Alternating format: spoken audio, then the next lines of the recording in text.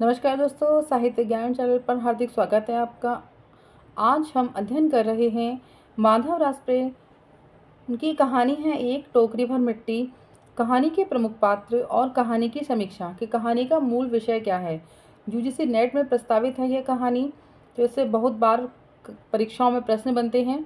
तो चलिए शुरू करते हैं। माधव रासप्रे एक टोकरी भर मिट्टी की बहुत ही प्रसिद्ध कहानी है यह, तो इससे परीक्षाओं में प्रश्न भी बनते हैं। तो चलिए हम शुरू करते हैं। इस कहानी को कब लिखा गया?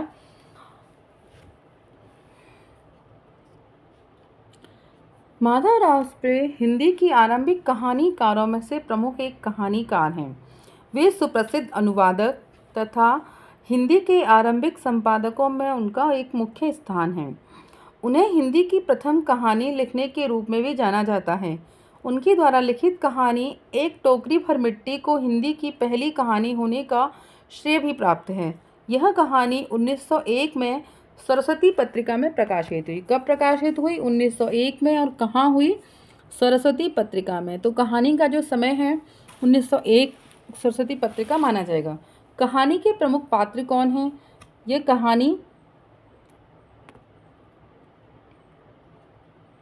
कहानी के प्रमुख पात्र देखेंगे। कहानी के प्रमुख पात्र हैं वृद्ध विधवा। कहानी की मुख्य पात्र है। एक विधवा है जो वृद्ध है और गरीब है, अनाथ है ना। वो कहानी की मुख्य पात्र है। जो गरीब तथा अनाथ है, उसकी झोपड़ी जमींदार के महल के पास है। झोपड़ी है उसकी, जो एक उस शहर का कोई जमींदार है उसके पास उसकी झोपड़ी है।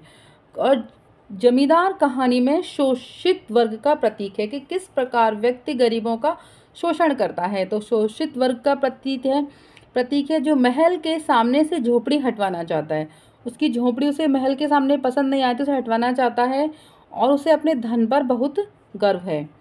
वृद्ध विधवा का एक पुत्र है, पतोहू यानी उसकी बहू है तथा उसकी पोती। कथा के विकास में सहायक अन्य पात्र भी हैं जिनका कहानी में केवल नामोल्लेख हुआ है। तो जो कहानी का मेन पात्र है, मुख्य पात्र वृद्ध विधवा है और जमींदार ही है। तो इन्हीं दोनों का वार्तालाप होता है कहानी में। तो कहानी हम समीक्षा देखते हैं। एक टोकरी पर मिट्टी कहानी की समीक्षा है। माधव रासप्रे की एक मौलिक कहानी है यह कहानी अमीरी तथा गरीबी के वैमनस्य यानी विषमता, यानी गरीब व्यक्ति को अमीर व्यक्ति अपने घर के सामने उसकी झोपड़ी पसंद नहीं करता, तो इन सभी के बारे में बताया गया है। यानी विषमता, हमारे समाज में जो विषमता है गरीब और अमीरी के बीच, उस पर यह कहानी आधारित है। जिसमें जमींदार समाज के शोषक वर्ग का प्रतीक है कि किस प्रकार गरीब व्यक्तियों का अमीर व्यक्ति शोषण करता है और शोषक वर्ग का प्रतीक भी है, तथा विधवा वृद्ध स्त्री शोषित वर्ग का प्रतीक है।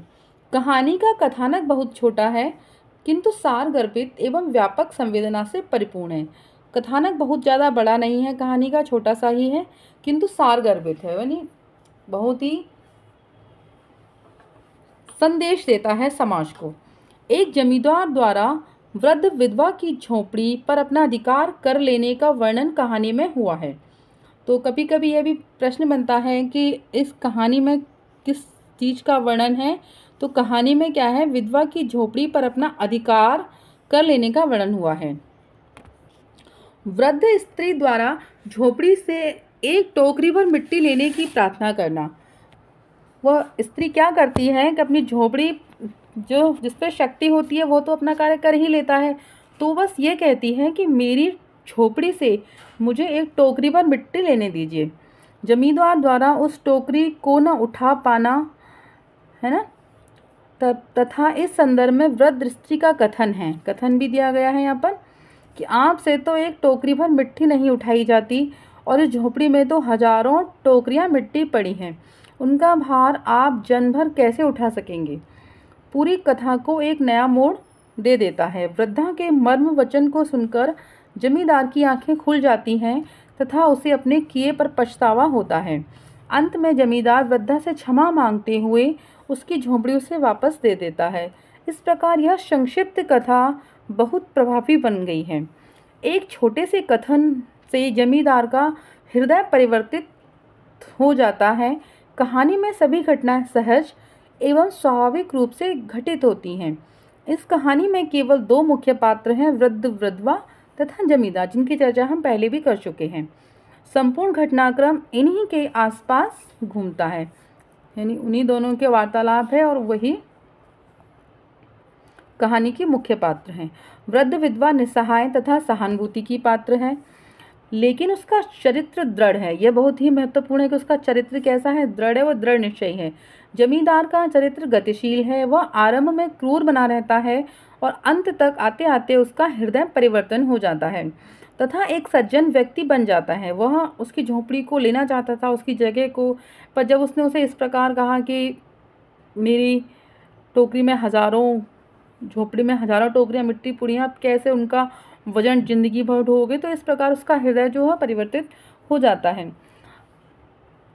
आलोच्य कहानी का परिवेश उस समय की सामंतवादी व्यवस्था का स्वरूप प्रस्तुत करता है। धनवान की शक्ति और पैसे की ताकत निर्धन को निर्बल बना देती है, परंतु नैतिकता का बल उसे संबल प्रदान करता है। कहानी का महत्वपूर्ण कथन भी है ये। जमींदारी तथा प्रथा तथा समाज में व्याप्त रिश्वतखोरी जैसी बुराइयों को इस कहानी में स्पष्ट रूप से दिखाया गया है। कहानी का उद्देश्य नैतिक आदर्श की स्थापना करना रहा है।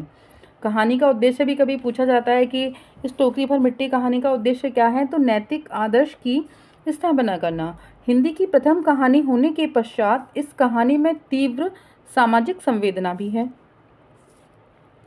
कहानी में जमींदार के अत्याचार को समस्या के रूप में न केवल उठाया गया है, बल्कि उस समस्या का प्रतिकार भी वृद्धा के माध्यम से किया गया है। एक टोकरी भर मिट्टी कहानी का मूल कथा एक टोकरी भर मिट्टी का विषय ही है, यानी वो अपनी झोपड़ी से एक टोकरी भर मिट्टी लेना चाहती थी, क्योंकि वो जहाँ जाएगी अपनी झोपड़ी की मिट्टी को अपने साथ ले जाएगी और उसको अपनी झोपड़ी मानकर वहाँ पर रहेगी। तो इस प्रकार से उस जमींदार का हृदय परिवर्तन हो गया और उसने उसको झोपड़ी उसे वापस कर दी। कहानी का मूल विषय यही है, अतः कहानी का शीर्षक सार्थक है। इस प्रकार हिंदी की पहली कहानी ही अन्याय के विरुद्ध खड़ी हो सकी, यह हिंदी की महत्वपूर्ण उपलब्धि है। तो कहानी का जो प्रमुख पात्र हैं वो जमींदार और वृद्ध विधवा ही है। उन दोनों के बीच ही संवाद स्थापित हुआ है इस कहानी में। तो आज के सत्र में इतना ही। आगे जुड़े रहिए हमारे चैनल से। इस तरह की यूजीसी नेट में प्रस्तावित समस्त कहानियों का हम अध्ययन करेंगे और उनके बारे में हम विस्तार से चर्चा करेंगे। धन्यवाद।